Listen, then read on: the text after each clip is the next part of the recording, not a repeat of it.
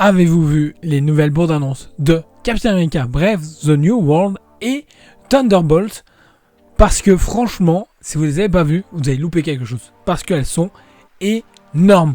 Franchement, Marvel Studios is be back. Depuis maintenant, j'ai envie de dire, un petit moment, Marvel est de retour. Énormément de projets sont en cours pour 2025. Énormément de choses ont été dites lors de la D23 au Brésil. Parce que le week-end dernier a eu lieu, du coup, la D23 au Brésil. De nouvelles informations ont été annoncées. Plus, du coup, les deux bandes annonces de Captain America. Plus Thunderbolts ont été dévoilées. Qui nous montrent de nouvelles images et qui font monter la sauce. Franchement, on sent comme quoi Marvel veut faire comprendre qu'ils sont de retour pour cette année 2025 et pour les prochaines années. Et il était temps. Il était temps comme quoi ils montrent comme quoi effectivement le MCU tel qu'on le connaît n'est pas mort. Il y a encore de nouvelles choses à nous montrer, à nous faire vivre et à nous faire rêver. Et franchement, moi, je suis hyper hypé. J'étais déjà hypé par Captain America Brave the New World, mais là, Mamma Mia, Red Hulk est la chose qui hype le plus le film. On va pas se mentir, on veut voir Red Hulk en colère. On veut le voir se fighter contre Captain America parce qu'on a le droit à quelques images supplémentaires par rapport à l'ancienne bande-annonce et ça fait du bien. Franchement, on sent que les scènes d'action ont été travaillées. On sent ce côté effectivement Captain America Winter Soldier et j'ai vraiment hâte. Franchement, toute l'ambiance y est, la bande-annonce est bien rythmée. Maintenant, oui, une bande-annonce ne décrit pas ou définit pas un film, mais ça donne envie de lâcher le billet pour aller voir ce film. Ça donne envie de croire justement que ce prochain Captain America va vraiment honorer le blason, va montrer vraiment qu'il est digne justement de porter le bouclier.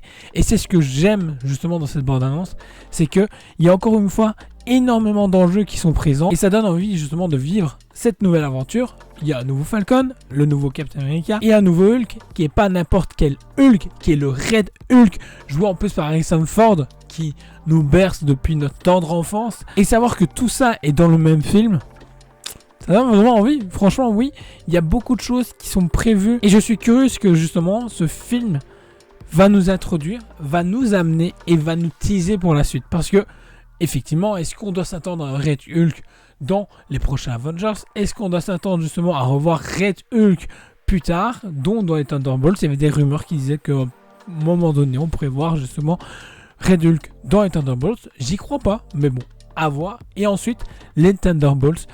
Première bande-annonce qui était punchy, beaucoup d'humour. Et on se demandait un peu où on allait aller avec ce film.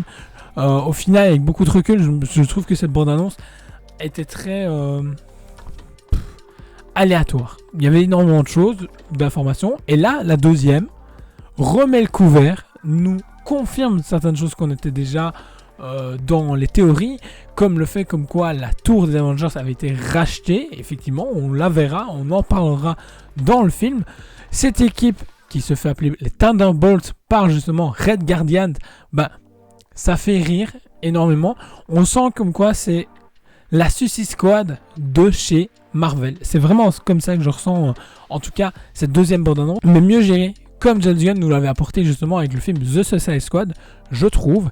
Et là encore une fois, je suis curieux de voir les enjeux qu'il va y avoir et également tout ce qu'on ne voit pas encore dans la bande-annonce. Parce qu'il faut savoir effectivement qu'ils effacent, qu'ils modifient des choses jusqu'à l'arrivée du film au cinéma en avril prochain.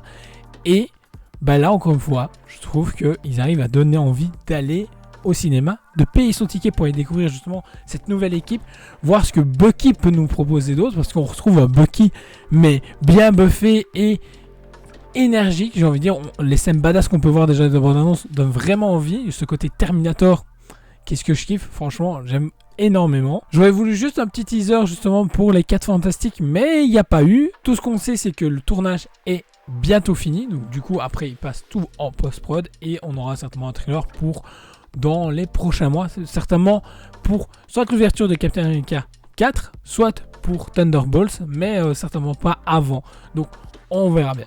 Avec l'arrivée du nouveau DC, il était temps que Marvel justement repositionne les bases à sa façon.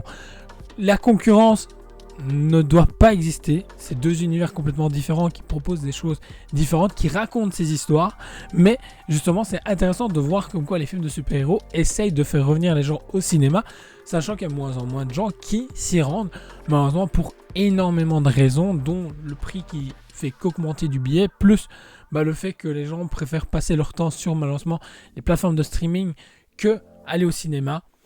Voilà, c'est triste, mais c'est ainsi. Mais là, franchement, je sais pas vous, mais moi j'ai vraiment hâte de découvrir ces deux prochains films là au cinéma avec une bonne ambiance. N'hésite pas du coup à me dire ce que toi tu penses justement de ces deux bandes annonces. N'oublie pas non plus de liker, partager la vidéo, t'abonner si c'est pas encore fait. Et on se retrouve très vite pour une prochaine vidéo.